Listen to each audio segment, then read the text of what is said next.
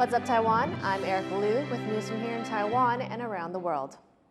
Taiwan's got a major stray problem, and their growing numbers pose a serious threat to local wildlife. Animal rights activists are increasingly concerned about the impact these animals have on the ecosystem, and they're calling on the government to implement stronger policies and public education initiatives to address the issue.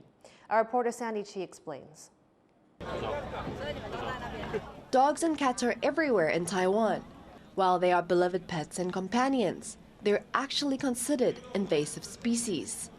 自古以来，它在台湾都是所谓的外来入侵种。因为犬猫它们在几千年前、几万年前就是跟着人类一起生活了，它已经脱离了野外的自然演化，所以这时候它们就是被人类所谓驯化的动物。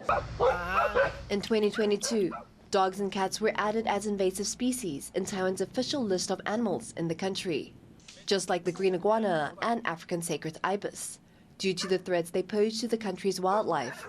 Although many of Taiwan's dogs and cats have owners, they can still harm wildlife. In eastern Taiwan, where much of the country's wildlife is found, a wild animal hospital has seen a growing number of native animals injured by stray cats and dogs.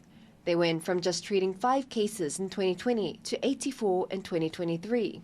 那尤其是在一些哺乳动物身上，像是山羌或者是穿山甲，那它们被攻击之后，其实伤势都会蛮严重的，尤其是山羌。Despite cats and dogs being listed as invasive species for 2 years now, most people don't know about it. Animal activists hope to change that.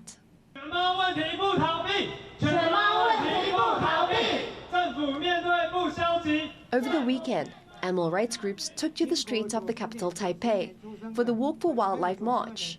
They have several proposals, including pushing the government to add dogs and cats to the curriculum as examples of invasive species, to better educate the public.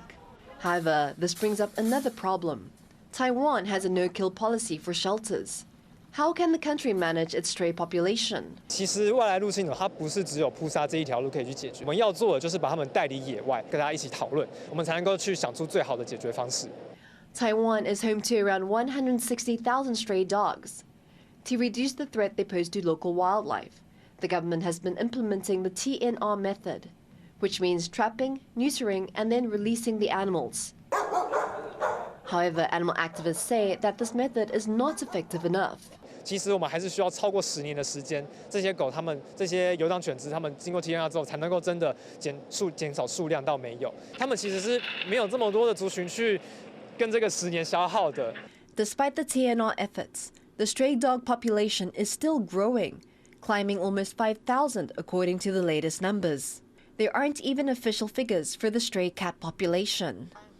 Animal activists hope to find a more effective and humane approach to manage the stray animal population while also protecting Taiwan's native wildlife. Alex Chen and Sandy Chi for TaiwanPlus. Researchers are racing to save Australia's koala population, where significant numbers are affected by chlamydia. Rosie Greninger has the story.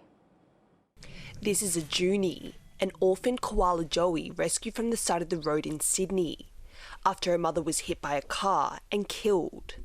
This is a common occurrence in Australia as the country's urban centres continue to rapidly expand, forcing the species to risk roads and dog attacks in search of eucalyptus trees or a mate. It's hard. It's hard at times. You know, seeing what we see, those 40 koalas that have been hit on Appin Road in the last 2 years, I've pretty much pulled every single one of those bodies off the road or taken them to the vet to be, to die. So it's huge. It's a massive toll. But these iconic animals face another serious threat, one that may cause blindness, severe bladder inflammation, infertility, or even death: chlamydia. Researchers believe the disease was introduced by livestock, and koalas have no natural immunity to it. It could even wipe out the species if left unchecked. A large number of the populations have chlamydia within them. There's one really significant population in southwest Sydney which is chlamydia free, and that's the population that everybody's very jealously guarding. There is no guarantee into the future that every one of the koalas that gets out doesn't become infected by a population that's close by and then come back in. According to the Australian Koala Foundation, the country saw a 30% drop in the koala population from 2018 to 2021. Chlamydia is believed to be a significant cause of death. Fortunately, a university in the east of Australia says they may have a way to save the fluffy tree dwellers from the disease. But we were able to show that a vaccine that targets a specific gene within chlamydia can have a positive effect on the koala population. Our plan is to roll this out as in addition to a lot of the methods that are currently being developed to protect koala populations that are at risk. To date, the researchers have vaccinated and monitored 165 koalas for a decade and found that inoculated koalas that developed chlamydia later in life had their mortality rate reduced by 64%. Researchers say the vaccine has already led to a remarkable recovery for a koala population previously expected to vanish within a decade. Chlamydia vaccine research will probably be quite pivotal for populations that we're trying to protect from the disease of infertility, if you like. But I have to stress that this research is in its infancy, and in the immediate future there's no magic pill that's going to fix this chlamydia problem. While the effectiveness of this vaccine in eradicating chlamydia among koalas remains uncertain, animal activists remain resolute. They continue working for a future where these efforts will allow a new generation to witness koalas thriving in their natural habitats.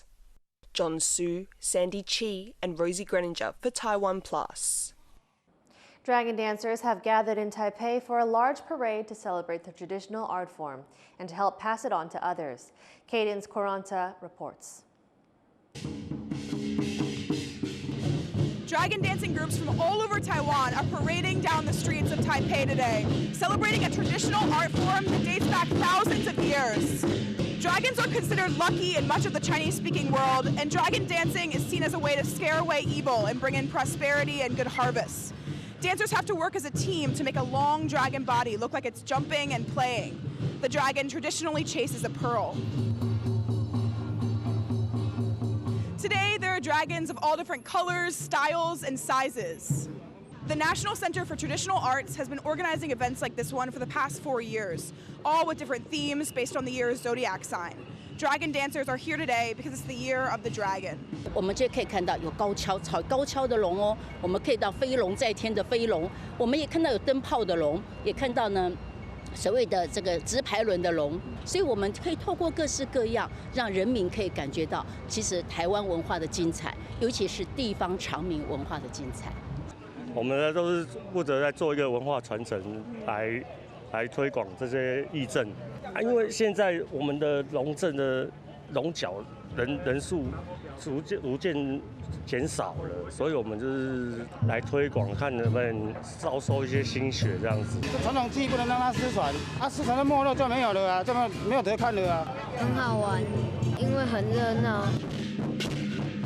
It's a lively celebration here with kids and adults all performing together with drums and firecrackers, all here to celebrate the culture of dragon dancing. Andy Xue and Cadence Quaranta for TaiwanPlus. A university in Taiwan has successfully launched a research rocket, part of the country's efforts to build its indigenous space technology. The small hybrid rocket was launched in southern Taiwan by a team from Fengjia University. It climbed to over 6 kilometers and was the university's second launch of its kind. The team aims to develop full-size rockets to be used for satellite launches. Taiwan has been working to grow its space industry and aims to launch 1 satellite per year by 2028. Thank you for watching What's Up Taiwan. You can visit the TaiwanPlus website or follow our social media for more stories from Taiwan and around the world. Finally, check out these images of camels gathering in the Indian desert for a centuries-old camel trading fair. I'm Erika Liu. Take care and see you next time.